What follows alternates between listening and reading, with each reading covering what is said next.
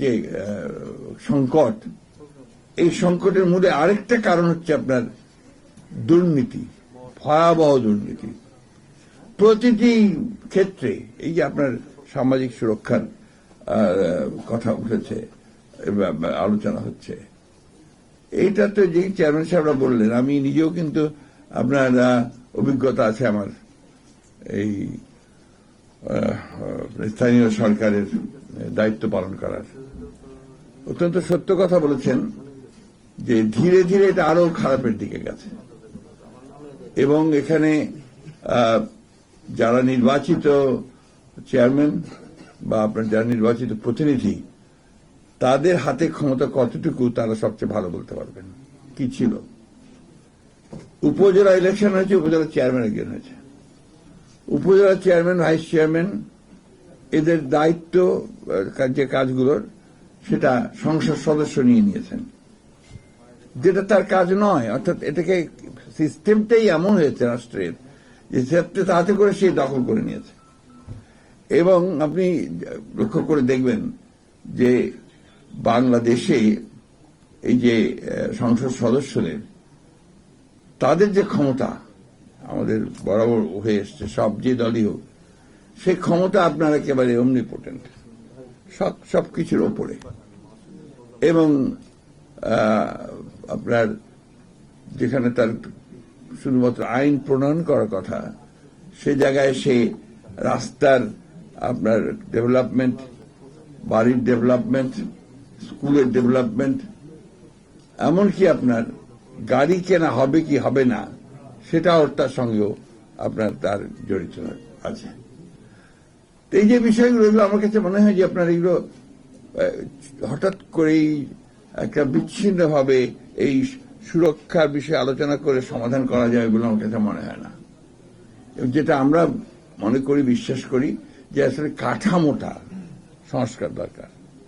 যে কথা আমাদের সাকি সাহেব বলেছেন, আমাদের বাবি হাজেদ সাহেব বলেছেন, এটা আমি মনে প্রাণে বিশ্বাস করি যে আমাকে আগে আমার কাঠামোটাকে বদলাতে হবে, এবং সেই কাঠামোতে আমাদের এই বিষয়গুলোকে অত্যন্ত মানে গুরুত্বের সঙ্গে বিবেচনা করতে হবে।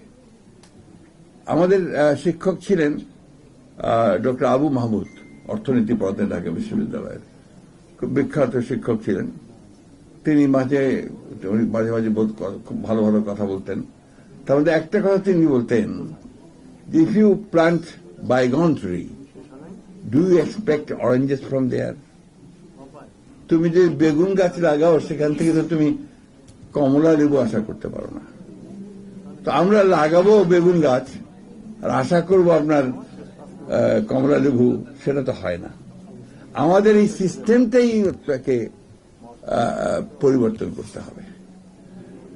ছাত্র জীবনের প্রথম দিকে একেবারে সে ব্রিটিশ আমলের একজন বিখ্যাত কবি, আপনারা অনেকের নাম শুনেছেন, আজকালকার ছেলেরা নিশ্চয়ই শুনেছেন জানি না, সুকান্ত। তিনি বলেছিলেন যে অবাক পৃথিবী অবাক করলে তুমি, জন্মেই দেখি ক্ষুব্ধ স্বদেশ ভূমি।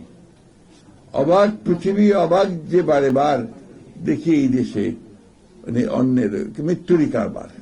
বিরাট কবিতা, এখনো কিন্তু সেটা অত্যন্ত মানে অ্যাপ্রোপ্রিয়েট। এটা আপনার আমরা চোখের সামনে দেখতে পাই এই বিষয়গুলো, যে আমাদের সমাজে এই যে আপনার বৈষম্য, আমাদের এই সমাজে যে আপনার শোষণ, একটা শ্রেণীকে আরেকটা শ্রেণী শোষণ করছে, এবং সেই শোষণের মধ্য দিয়েই আপনার যেটা বলেছে সাকি, ওই কথাগুলো সত্য কথা।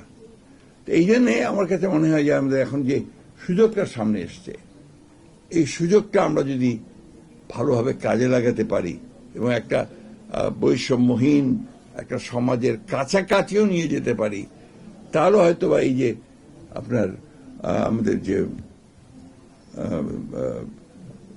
আমাদের যে আপনার অভ্যুত্থান হলো, সেই অভ্যুত্থানটার কিছুটা মূল্য হয়তো আমরা পাবো, এবং আমাদের ছেলেরা যে প্রাণ দিল সেটারও কিছুটা হয়তো আমরা মূল্যায়ন করতে পারবো। আমাদের সব আলোচনাতে কিন্তু একটা বিষয়